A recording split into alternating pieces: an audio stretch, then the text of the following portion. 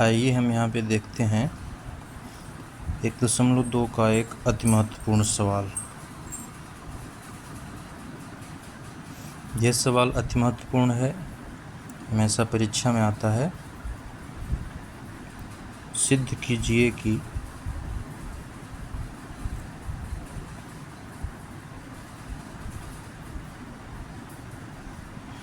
करणी 5 एक अपरिमेय संख्या है।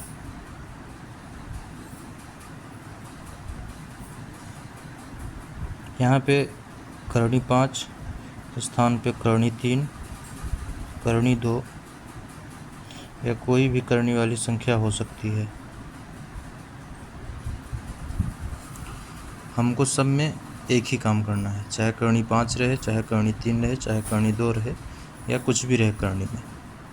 तो इसको हल करने के लिए सबसे पहले हम क्या करते हैं, मान लेंगे कि माना करणी 5 एक परिमेय संख्या है। ध्यान यह देना है कि मानना उल्टा है, सिद्ध करना है हमको अपरिमेय, तो मानना है क्या, परिमेय। अब चूंकि हमने करणी 5 को एक परिमेय संख्या माना, इसका मतलब क्या हुआ, करणी 5 को हम P/Q के रूप में लिख सकते हैं, क्योंकि हम जानते हैं कि कोई भी परिमेय संख्या यदि वो परिमेय संख्या है उसको हम P/Q अर्थात अंश और हर के रूप में लिख सकते हैं। ये हमारा एक इक्वेशन मिल जाएगा, समीकरण नंबर 1।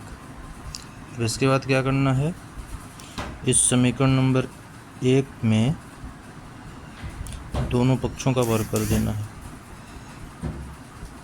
दोनों पक्षों का वर्ग करने पर, तो वर्ग करने पे क्या हो जाएगा, करणी 5 का वर्ग बराबर P/Q का वर्ग।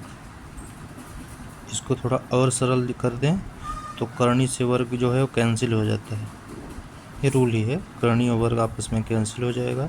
तो हो जाएगा 5 बराबर P²/Q का स्क्वायर।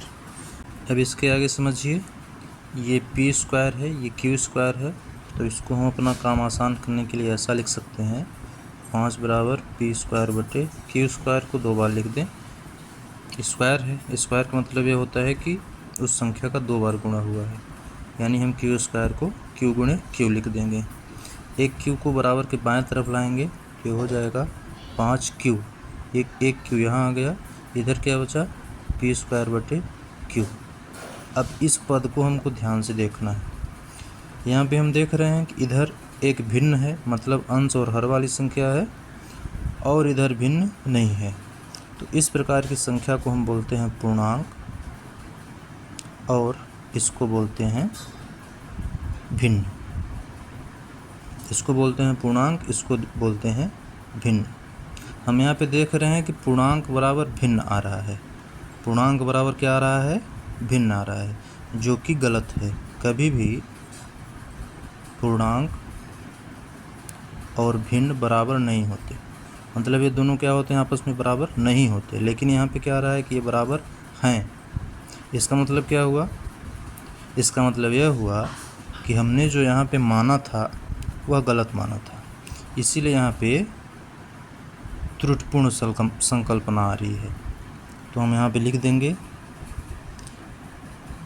जो कि पूर्णांक बराबर भिन्न, जो कि संभव नहीं है।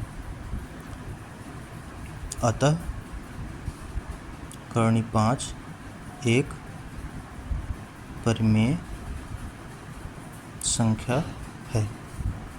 भाई ये पूर्णांक बराबर भिन्न असंभव हो गया, असंभव इस मतलब कि ये पद हमारा गलत आ रहा है। ये गलत इसलिए आ रहा है क्योंकि ऊपर जो हमने माना था वो अपने आप में गलत था। तो करणी 5 यदि परिमेय संख्या नहीं है तो फिर है क्या, इसका मतलब ये क्या है, अपरिमेय संख्या है, जो कि हमको सिद्ध करना था। बस इस प्रश्न में इतना ही पद है और ये बहुत महत्वपूर्ण क्वेश्चन है। इसके हल करने की बहुत सारी विधियां हैं, जो हमारे बुक में दी गई वहाँ पे एक यहाँ पे लंबी चौड़ी पूर्ण वर्ग की एक थियरी लिखी जाती है, तो हमको उस पर नहीं जाना है। हमारा काम ये है कि ये जो हमारा क्वेश्चन है वो इजी वे में रहे और हमको आसानी से बन जाए। हमको सबको इतना ही काम करना है।